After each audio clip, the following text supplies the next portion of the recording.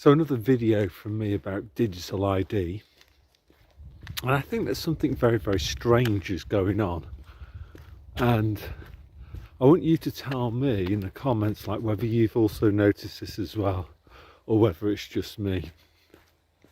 And what I'm talking about is you know that they have kind of controlled opposition figures, like, you know, to be honest, I don't think it's actually possible to be an MP for example, and not be controlled, because basically you only get onto the selection paper to stand as a candidate for one of the uni party, Lib Lab Con, if you are controllable. That's my belief. And then obviously you've got people in the mainstream and the alternative mainstream. So what I'm noticing is that many of these people, like, just to give you one name, Jacob Rees-Mogg, like, I have no doubt whatsoever that he is not his own man. He's just one of their actors, and yet he's speaking out against digital ID, which is very, very strange. I'm not going to talk to you about people in the alternative mainstream who I think are controlled, because it's up to you. You know, you've got to make your own mind up about those, but I'm very, very surprised that a lot of them are speaking out about it. I would have expected instead for them to be talking about, oh, how convenient it'll be and it's no big deal, and anyway, so I'm very, very surprised about that. So we now have to think about what's going on, what's going on. So there are a few options. The first one is that I'm wrong and people like Jacob Rees-Mogg are what they are what they say they are, you know, that they're not controlled. And I'm completely wrong about all the people that I thought were controlled opposition. They're actually a genuine opposition. So what do I think about that? I think the chances of that are quite low. So then we need another explanation. So yeah, if these people aren't controlled, why are they going against digital ID when it's part of their agenda? Their handlers want digital ID, so why are these people rejecting it or saying that they're opposed to it? One option is maybe that they've been monitoring social media, and don't forget, you know, your smart TV and your smartphone, this will be recording people's conversations that they're having at home in private.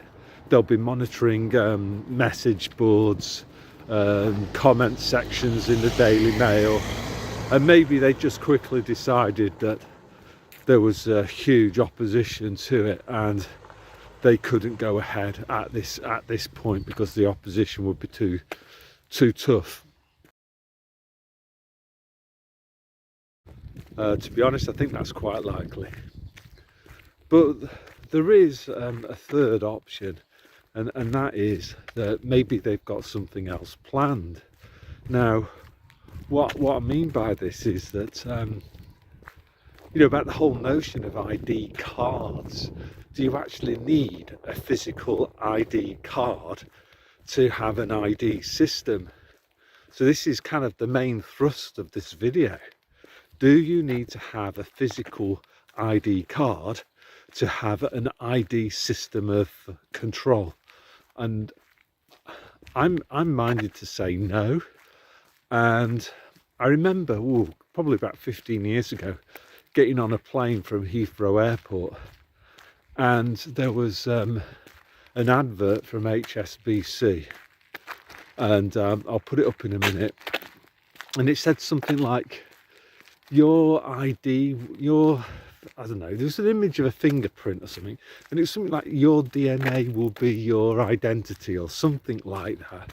And I remember being completely freaked out by it at the time, and I'll show you now, if I can find it, an image of that advert. So what I'm saying here is it could be just one of their red herrings. You know, remember them Amazon Prime shops? You didn't need an ID card to go in. Your face was actually your ID, or maybe your fingerprints are your ID. I don't know exactly how it was supposed to work because I never went into one of these places. I don't use places that only accept card or digital payments. I use places that use cash only, really, if at all possible. So maybe this is what's going on then, you know. Oh no, we're not going to have digital ID cards. Oh no, no, no, no, no. What we'll just have is facial recognition cameras everywhere. And maybe, you see, you don't even need to opt into that, do you? It's kind of just, well, as I said when I was in England, I saw them using facial recognition cameras in Croydon High Street. So maybe that's how they intend to do it, by just using your face and facial recognition cameras. So maybe that's what they're up to, you know. Oh, you know, it's just how they work on consent again. It's like, oh, we listen to you. We're not going to have digital ID cards, but we're still going to have our control system. And it's just going to be based on your face. Or maybe voice recognition even. And they already have that data already, don't they? As I say, they've been recording you for, I don't know, a decade or more through smartphones that have all got built-in microphones. Smart TVs have all got built-in microphones.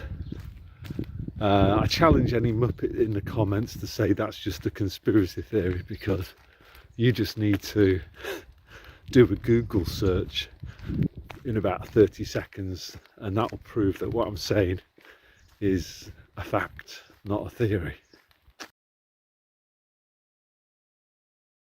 So another thing that I'll say as well is, just summing all of this up, is the good news is that people are definitely waking up. Normies are definitely many have woken up, many are beginning to wake up. And about 3 years ago, I did a video called something like The Rebels of the Coviet Union. And I'll put a link in the description. And in that video, I kind of predicted that, we all know normies are extremely selfish people. The People's Pantomime kind of proved that, what they did. They just don't give a crap about anybody else but themselves. They didn't really care about how their compliance resulted in basic human rights being removed from the non-compliant. They didn't care about that at all.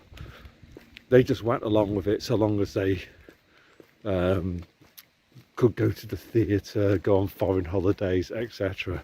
Now, in that video, The Rebels of the Coviet Union, what I predicted was, if this control grid was ever to come into place, then there would be a lot of normies who would be shouting and screaming about it, because these people are extremely selfish and they love their status symbols and trinkets and luxury holidays, and that's the only thing that bothers them. That's for them. If you ask them the meaning of life, it would be, oh, my 3-year-old BMW that I bought second hand, and it's that's it. Or my Mini, that's it.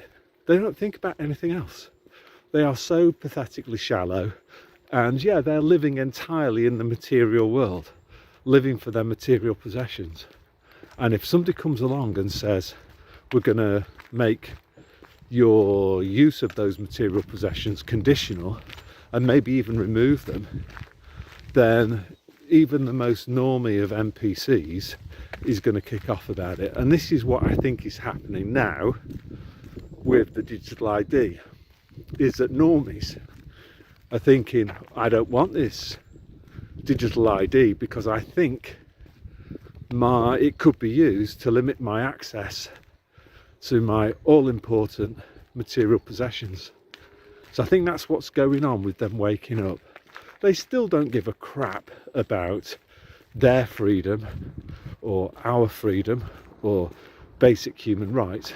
They're only kicking off about this because they're worried it could diminish their access to material goodies. And yeah, that's all I want to say today. So God bless.